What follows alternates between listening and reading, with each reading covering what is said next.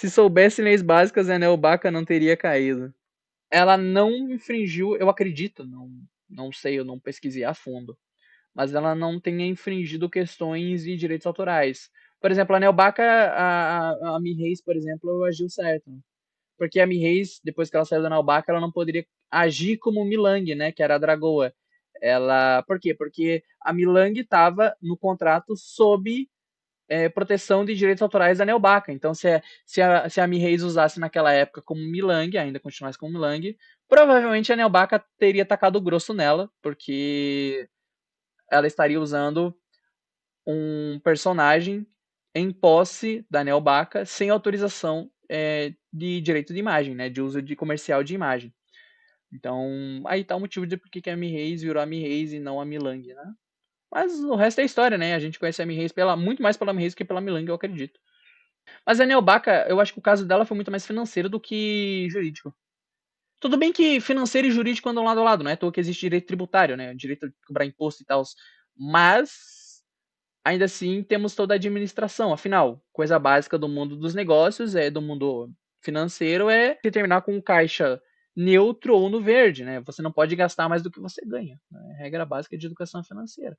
Mas a gente sabe que no Brasil é sufocante, até porque existe algo chamado imposto, e as empresas, o Brasil arregaça as empresas no imposto. A gente reclama como pessoa física de pagar imposto, mas as empresas reclamam muito mais porque os impostos são mais altos.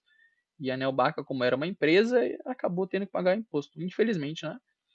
Neobaca seria interessante se fosse um grupo, não formalizado como empresa. Eu acho que se fosse um grupo sem ser formalizado como empresa, aí eu acho que ela daria certo. Por quê? Porque o governo não cobraria impostos da Neobaca como empresa. E não cobraria imposto porque ela tecnicamente não é uma empresa, mas sim um grupo de pessoas. Então não tem nada errado nisso. O que, na minha visão, faria melhor para eles.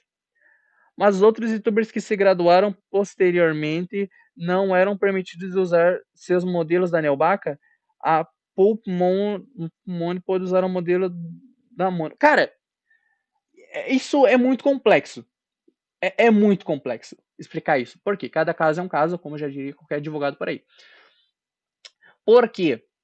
Porque quando você faz um contrato, tem a cláusula de uso de imagem do seu VTuber. Né? Qualquer agência coloca esse uso. Por quê? Para que a pessoa às vezes não se gradue e não continue usando o modelo que a agência criou para ela. Porque a agência perderia no lucro nisso. Né? Mas aí que tá. Em alguns casos, pode ser que o criador exija que no contrato tenha que ele possa usar posteriormente o modelo sem autorização da empresa. Né? Aí a gente tem a questão de cláusulas e tal.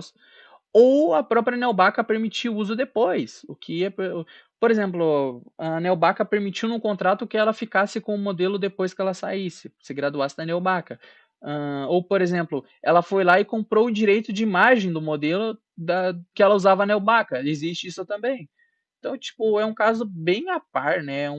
É uma confusão explicar isso, porque cada caso é um caso, né? Mas no geral, assim, no geral, o que se vê é que as agências, principalmente as grandes como Hololive e Shoujo do Japão, até a Neobaca, faziam isso. Davam um modelo para você, mas o direito de imagem ainda continuava com a empresa. Então você, resumidamente, só estava lá, mas o modelo na prática não era seu, né? E isso acontece ainda no mundo VTuber, né? Como eu falei. Assim, são questões. Essa questão de direito autoral, cara, ela é muito ruim de explicar. Ela é fácil de entender, mas cada caso é um caso, cada contrato é um contrato. Então é difícil você explicar com precisão como funciona, porque ela tem as suas diferenças e tal.